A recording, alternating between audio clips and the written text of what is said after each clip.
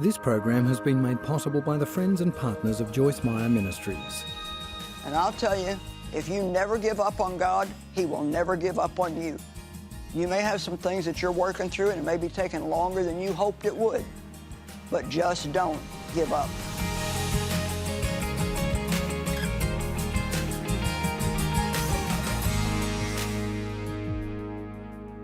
Well, thank you for joining us today on Enjoying Everyday Life. And I pray that my teaching today helps you enjoy your life better. You know, we all have attitudes. And believe it or not, your attitude is something that belongs to you. And nobody, I want you to get this, nobody can make you have a bad one if you don't want to. Nobody can make you have a bad one if you don't want to. Now, attitudes, good or bad, start in our thinking. So let's start with a scripture. Ephesians 4:22 through 24 in the Amplified Translation says, "Strip yourselves of your former nature, put off and discard your old unrenewed self." Now remember, he's talking to Christians, so he's telling them, don't walk in that old nature, because you see, when you're born again, when you receive Christ, you receive a new nature. You receive the nature of God, which means you can choose to behave the way that He does. So he says, strip yourselves of your former nature, put off and discard your old unrenewed self, which characterized your previous manner of life and becomes corrupt through lusts and desires that spring from delusion, and be constantly renewed in the spirit of your mind. And then here's the amplification of that: having a fresh mental and spiritual attitude. So he's saying every day you have to make a decision, set your mind that today I'm going to have a good attitude no matter what. And you know, I don't just tell you to do these things, I do them. I spend time each morning with the Lord when I get up, because I know if I don't, I am not going to act good that day. And to be honest, most of us are like that. We need, just like you need food to keep your body running right, you need spiritual food, which is the Word of God, and time with Him to behave spiritually correctly. And, you know, I don't want to do anything that offends the Holy Spirit. I want to love people like Jesus told us to, and I can't do it without a lot of help from God.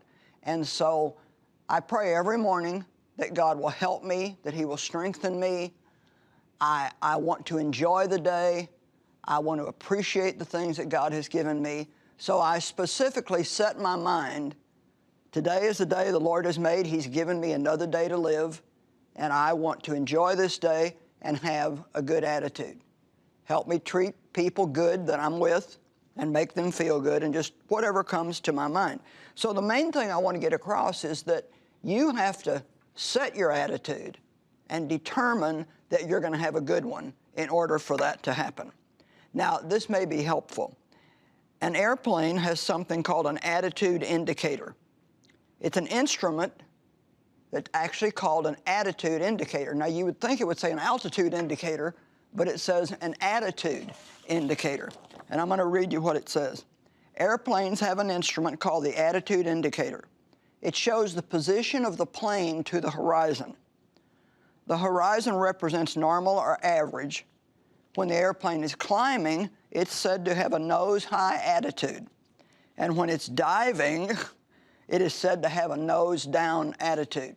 So if our attitude is up and it's good, then our life is going to be up and good. The day is going to be up and good. People are going to enjoy being around us, and we could be said to have had a nose-high attitude. But if our attitude is down, if we're discouraging and thinking about everything we don't have and everything we don't like and how unfair life is, then we would be said to have a nose-down attitude, a life below normal. That horizon would be normal, and above that is better than normal, and below that is less than normal. And the altitude or the attitude of the plane can be changed by the pilot, which is you, making a small adjustment, and your day today can be changed by you making a small adjustment. Your week can change by you making just a small adjustment and deciding, just decide right now to think about everything you do have instead of what you don't have. Think about your blessings, and nobody is without blessings. There is nobody watching right now that doesn't have something to be thankful for. Yes, we all have problems, we all have challenges in life, and maybe right now you're going through a very challenging time. Pray about those times, do what you can do, but focus on the things in your life that are good and find things to be thankful for. And you can even be thankful for little things like clean running water in your house, a home to live in, clothes to put on, somebody to say good morning to. Just anything that is a blessing, the more you think about that, the more it's going to help and affect your attitude. You know, Cain was sad and depressed. Cain and Abel, they were the first two children of Adam and Eve. And Cain became jealous of Abel because Abel gave an offering that God was pleased with, but he was not pleased with Cain's offering. And in Genesis 4, 5, and 6, it says, "But for Cain and his offering, God had no respect or regard." So Cain was exceedingly angry and indignant, and he looked sad and depressed. You know, we can see attitudes. An attitude is like your thought life turned inside out. It affects your body language. It shows on your face. And I don't know about you, but most of us, have you ever said to somebody, I can always tell what you think by the look on your face? Well, I know people like that. It's like if they don't like something that I said or something that I did, they immediately, or even just a slight, you know, like, and you know that they don't like it. If you have a teenager, you know that they have the ability to give you looks that you're like, I hate that look. I remember one of my sons, if I would go in his room to correct him about something, he would roll his eyes, and I would be just like, don't do that, because I could tell that he wasn't listening to me, and he had already made his mind up that I didn't know what I was talking about. So attitudes are not always something you can hide. You can hide them sometimes, but usually they're going to show up somewhere. Having a good attitude is going to be helpful to you. Having a bad one is not going to be helpful to you. And the Lord said to Cain, "Why are you angry? And why do you look sad and depressed and dejected?" And then if you go ahead and read more, it says, "Could you not have chosen to do right?" Well, see, he was angry because he didn't choose to do the right thing. Then he got jealous and angry of his brother, at his brother, so angry and jealous that he ended up killing him because he made a decision to do what was right. And when you think about jealousy, we're never jealous of somebody if we have what they have or if we can do what they can do.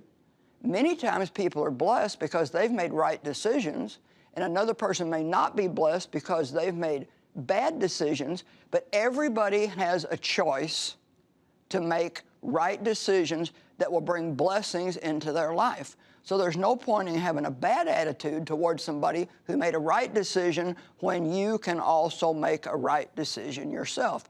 And today I'm asking you to make a right decision about attitude. Now, I would like to say that I'm sure that all of you have a wonderful nose-high up attitude, and just you're so thankful and you're so blessed and you're not letting your problems get to you or make you grouchy. But you know what? I know that's not true. Now, some of you are, but some of you are not. And today is a day to make a decision. Today is a day to hear what God is saying to you, because I'll tell you what, attitude has a lot to do with the quality of your life. You know, I've said here at the ministry, and I mean this, I would rather have an employee that was a little less talented but had a great attitude than to have somebody that I mean, they can do almost anything, but they've got a bad attitude. I would rather have the person with the good attitude that maybe wasn't quite as knowledgeable as somebody else. Everybody loves to be around somebody that has a good attitude. And I don't think anybody likes to be around somebody that has a bad attitude. So one of the things that you have to do if you want to get anything out of this teaching is kind of locate yourself. And maybe right now is not the best time to do it. You might need to think about it when the show's over. But what kind of an attitude do you normally have? You know, we all have a bad attitude sometimes, but would you say that 90% of the time or 95% of the time that you have a good attitude? I hope so, and I hope that for myself also. You know, one of the times that we're tempted to have a bad attitude is we don't feel good. And you know what? If I don't feel good, it's not my husband's fault. There's no reason for me to take it out on him. That's a good time for me to lean into God and say, I don't feel good today, and I'm going to be tempted to have a bad attitude about it. So I either need to stay away from people, or I need to really have a lot of help from you so I can have a good attitude anyway. Maintaining, now listen to this because this is important. Maintaining the right attitude is easier than regaining the right attitude. Let me say it again. Maintaining the right attitude is easier than regaining the right attitude. And what I mean by that is if you learn how to make a good attitude a habit, it's easier to be that way all the time than it is to be letting yourself get in a bad mood, have a bad attitude, maybe hurt a bunch of people's feelings, and then trying to regain, come back from that down place to a place that is nose high. Try to just keep a good attitude all the time in every situation. Now, misery is an option. And if you have a bad attitude, you're going to be just as miserable as you make other people around you. But misery is an option. You know, Paul did not pray for people. The Apostle Paul didn't pray for people for their problems to go away. You know what he prayed? He prayed that they would endure whatever came with good temper. Wow. You know, I have yet, in over 40 years of ministry, had anybody come to me and ask me to pray for them that they could have a good attitude while they go through their problem. Everybody wants you to pray that their problem will go away. But they don't all go away. And one of the ways that we grow and mature in God and become more like Him is if we can be the same, whether we have problems or whether we don't. And so Paul wanted to pray for the people that they could endure whatever came with good temper. Misery is an option. John Maxwell said, circumstances don't make you what you are, they reveal what you are. Oh, my goodness. Circumstances don't make you what you are, they reveal what you are.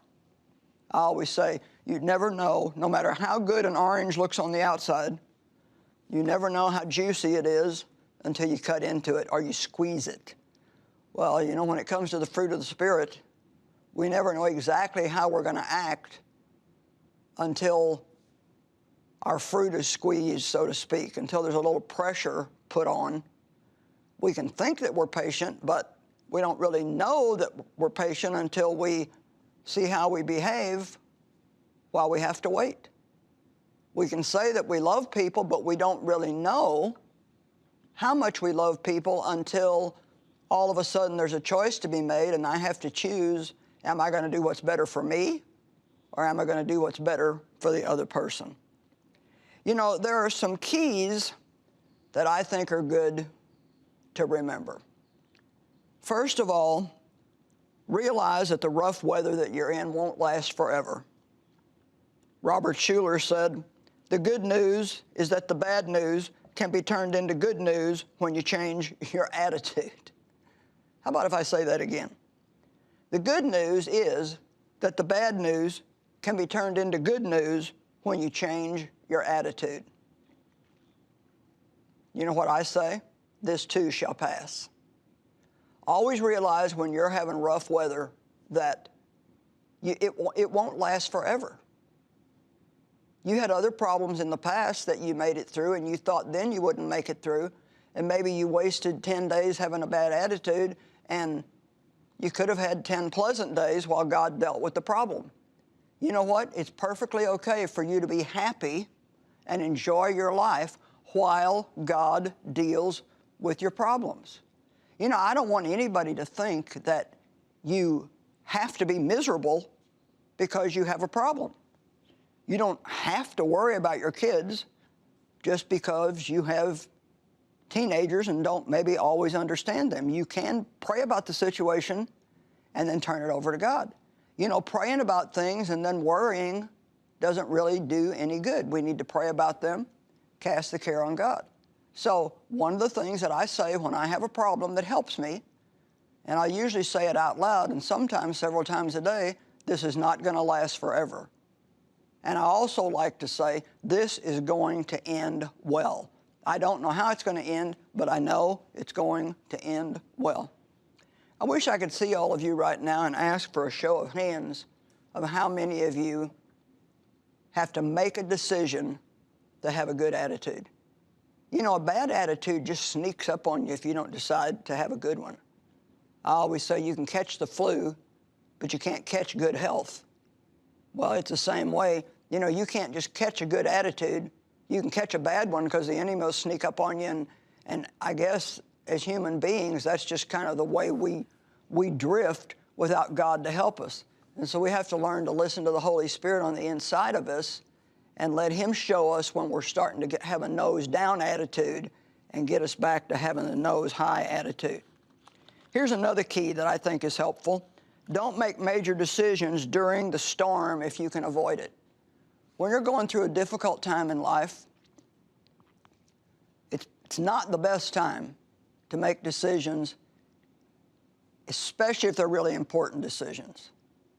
You know, that's not the time to decide to buy a new car or the time to decide whether you want to get married or not or buy a new house or not, because emotions are volatile during times of trouble. And the best thing to do is let emotions subside and then decide what you want to do. And maybe you're in a situation right now and you keep hearing the enemy scream in your head, well, what are you going to do? What are you going to do? What are you going to do? And you need to have this determined attitude. I'm not really going to do anything until God shows me what He wants me to do. Don't let the enemy push you into making an emotional decision that you may be sorry that you made later on. Another key is keep in touch with the control tower. You know, when an airplane is in a storm, it always stays in control. It stays in touch with the control tower. And we need to do that. Listen, whenever you're upset and you're having trouble, don't let the trouble pull you away from God. Let it push you closer to God. Spend more time with Him. Cry out to Him. Seek His advice.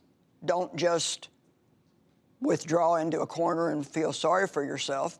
Stay in touch with the control tower, and then you can always have a nose-high attitude. Key number 5, try to keep things in perspective. You know, our perspective is the way we decide to look at things. And it's very important, I think, to be sure that we're looking at things in a proper way. I have a story that I want to read you. It's a little bit long, but it's worth it.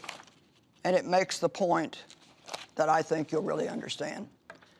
A girl had gone away from home to go to college, and she wrote her mom and dad a letter, and she said, since I left for college, I've been remiss in writing, and I'm sorry for my thoughtlessness in not having written you before now. But I'll bring you up to date now. But before you read on, please sit down. Well, I'm sure that made a little heartbeat. Are you sitting down? Don't read unless you're sitting down. Well, I'm getting along pretty well now. The skull fracture and concussion that I got when I jumped out of my dormitory window when it caught on fire shortly after my arrival here is pretty well healed. I only get those sick headaches that I've been having now once in a while instead of every day. Fortunately, the fire in my dorm and the jump was witnessed by an attendant at the gas station. He ran over, took me to the hospital, and continued to visit me there. When I got out of the hospital, I had nowhere to live because of the burnt-out conditions of my room. So he was kind enough to invite me to share his basement bedroom flat with him. It's sort of small, but cute. He's a very fine boy, and we've fallen deeply in love and are planning to get married. We haven't set the exact date yet, but it will be before my pregnancy begins to show. Yes, Mom and Dad, I'm pregnant. I know how much you're looking forward to being grandparents, and I know you will welcome the baby and give it the same tender care and devotion that you gave me when I was a child. The reason for the delay in our marriage is that my boyfriend has a minor infection that I carelessly caught from him. I know, however, that you will welcome him into our family with open arms. He is kind, and although not well educated, he is very ambitious. Although he is of a different race and religion than ours, I know that your often expressed tolerance will not permit you to be bothered by that at all. In conclusion, now that I've brought you up to date, I want to tell you, Mom and Dad, that there was no dormitory fire. I did not have a concussion or a skull fracture. I was not in the hospital. I am not pregnant. I am not infected, and there is no boyfriend in my life. However, I am failing history and science, and I wanted you to see this in proper perspective. Now, I'm sure many of you are laughing because that is a pretty funny story. Just imagine how relieved those parents were at the end of that letter. But just think about what their reaction might have been had the daughter just called and said, Mom and Dad, I'm failing science and history. I'm sure they would have gotten upset. They might have gotten angry with her. They might have been really frustrated. They could have had a big family argument.